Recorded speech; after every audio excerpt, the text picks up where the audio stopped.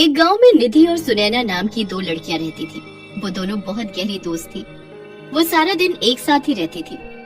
उन दोनों की दोस्ती गांव भर में मशहूर थी। वो दोनों बहुत चंचल और सुंदर भी थी। गांव का हर जवान व्यक्ति उन दोनों को हसरत भरी निगाहों से देखता था। एक दिन सुनैना के मामा गांव आते हैं और सुनैना उन्हें देखकर खुश होकर बोलती है, मामा जी, इतने सालों बाद आपको मेरी याद कैसे आ गई? याद तो आनी ही थी सुनैना। तुम्हारी मामी ने तुम्हें बुलाया है।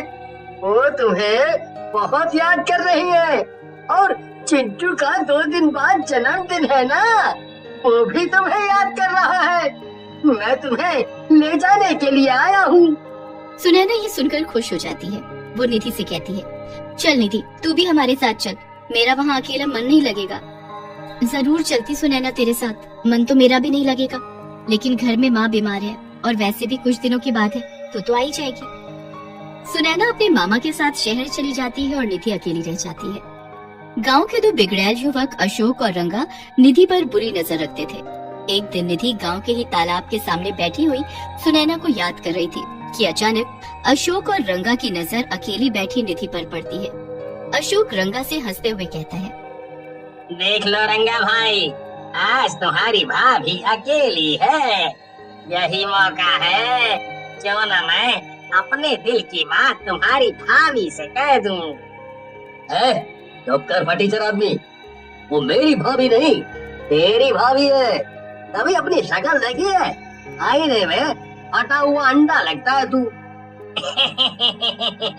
रंगा भाई, आज इसकी दोस्त सुनैना यहाँ पर नहीं है ना, हम लोग इसीलिए झगड़ रहे हैं।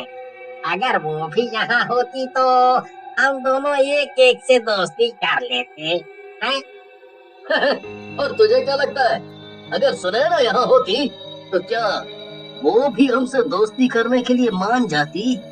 क्यों नहीं रंगा भाई, दोनों सहेलियाँ साथ साथ ही रहती हैं। अगर एक से भी हमारी दोनों में से दोस्ती हो जाती तो दूसरी भी अपने आप आ जाती।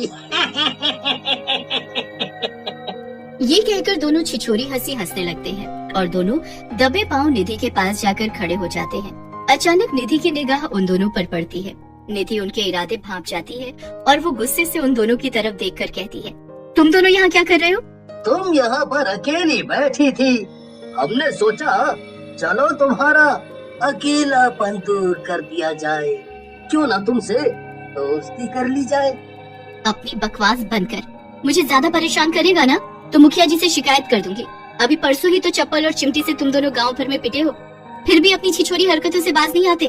चले जाओ यहाँ से। निधि की बात सुनकर अशोक और रंगा गुस्सा हो जाते हैं। अशोक गुस्से से रंगा से कहता है, रंगा भाई, ये कुछ ज्यादा बोल रही है? आज इसे अपनी भाभी बना कर ही छोड़ो। हाँ। रंगा निधि को पकड़ने के लिए बुरी नीयत से आगे बढ़ने लगता है।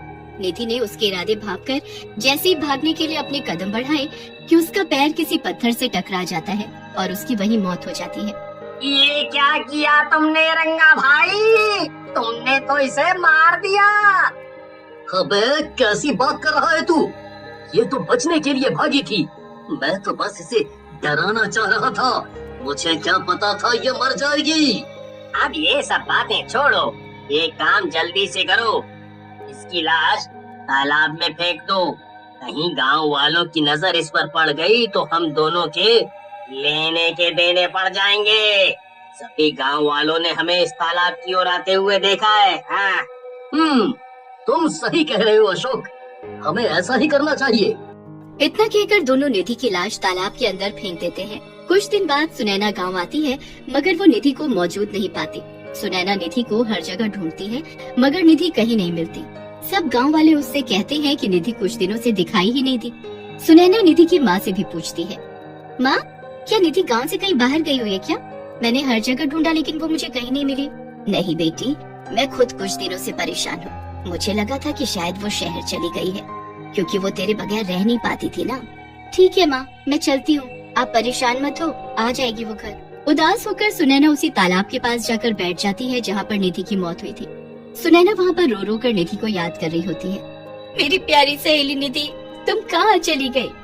मैंने तुम्हें हर जगह ढूंढा लेकिन तुम कहीं नहीं मिल रही। आखिर कहाँ हो तुम? तुम्हारे बगैर मुझे बिल्कुल भी अच्छा नहीं लग रहा। निधि तुम कहीं भी हो, वापस आ जाओ। अचानक से रंगा और अशोक फिर वहाँ पर आ पहुँचे और रंगा की नजर अकेली सुनैना पर पड़ जाती है।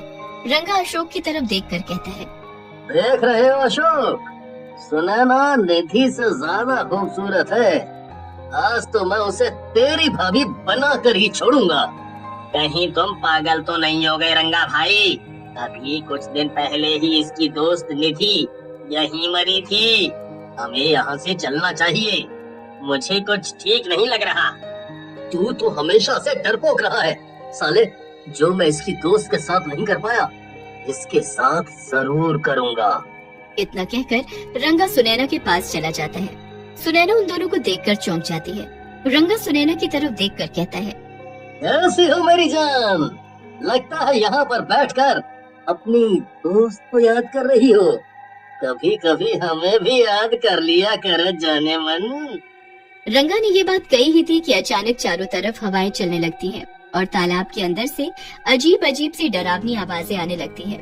ये देखकर रंगा और अशोक बुरी तरह से घबरा जाते हैं और देखते ही देखते तालाब के अंदर से एक भयानक चुड़ैल निकलती है और रंगा और अशोक का गला पकड़ लेती है और उनकी तरफ गुस्से से कहती है, क्या बात है मेरे राजा, आज मुझे देखकर प्यार नहीं आ रहा? आज मुझे देखकर प्यार नहीं करोगे? चुड़ैल! अशोक भाई, ये कहाँ से आ गई? हाँ, मैं चुड़ैल हूँ। मैं उसी वक्त चुड़ैल बन गई थी जिस वक्त तुम दोनों ने मुझे उस तालाब के अंदर फेंक दिया था। मैं कब से तुम दोनों का यहीं पर इंतजार कर रही थी।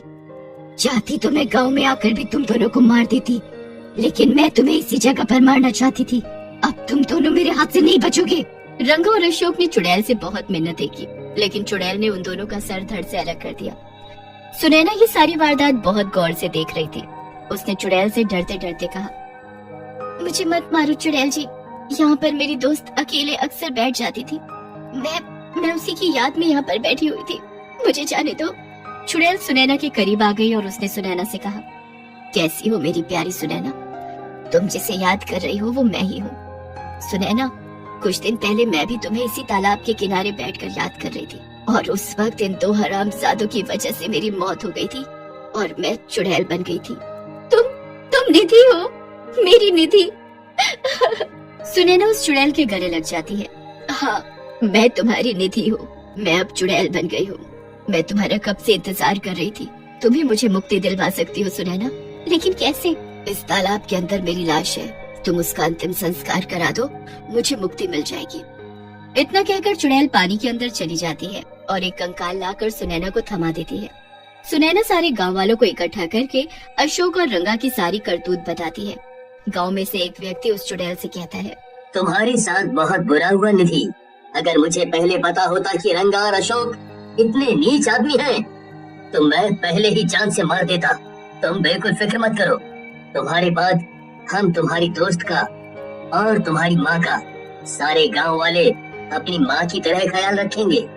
गांव वाले निधि का धर्म कर्म के अनुसार अंतिम संस्कार कर देते हैं और निधि चुड़ैल के रूप से मुक्त हो जाती है और उसकी आत्मा को शांति मिल जाती है।